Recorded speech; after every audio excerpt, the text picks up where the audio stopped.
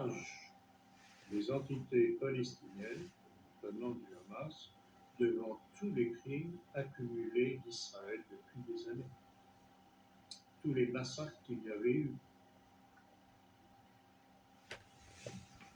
Je vais vous en donner un petit résumé. Le massacre de Tantura en mai 1948, dont Joseph Diamond, ex-officier de Tsahal, se vantait de brûler les populations à coups de lance-flammes.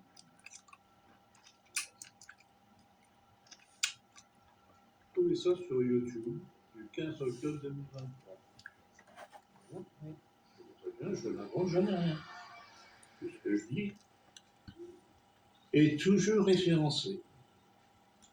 Donc, au sujet de Tantura, il faut savoir que Tantura fut l'un des 500 villages rasés par l'armée israélienne en 1948, qui poussa hors de chez eux près de 750 000 villageois.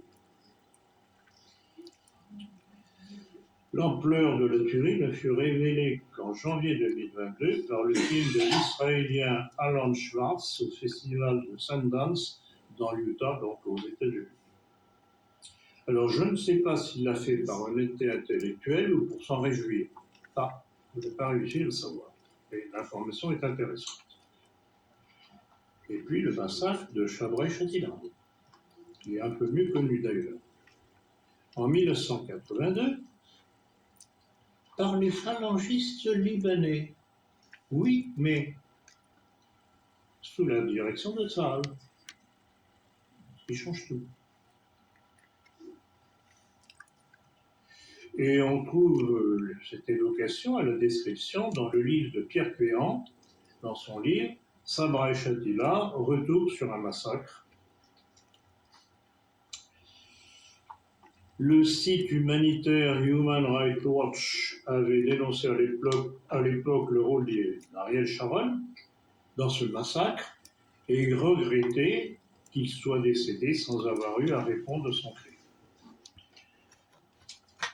Même une enquête israélienne de l'époque avait conclu à la responsabilité de Sharon, qui, par son ordre du 15 septembre 1982, avait envoyé Tsahal et les phalangistes libanais, je pense que c'était Samir Jaja à l'époque qui dirigeait ça, et grand ami de Bernard Anthony, entre parenthèses, mener ces opérations de nettoyage du 16 au 18 septembre 1982 dans les camps de réfugiés palestiniens.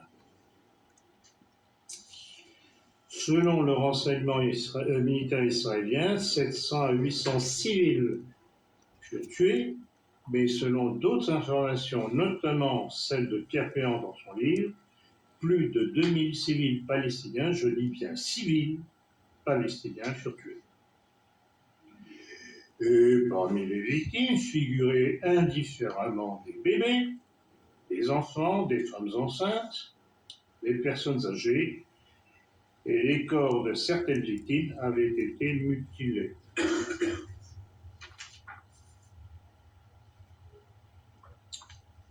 La conscience universelle, l'avez-vous entendu?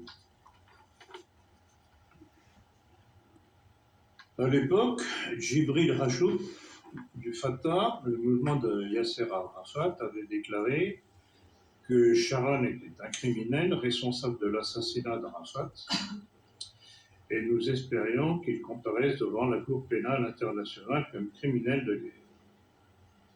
Et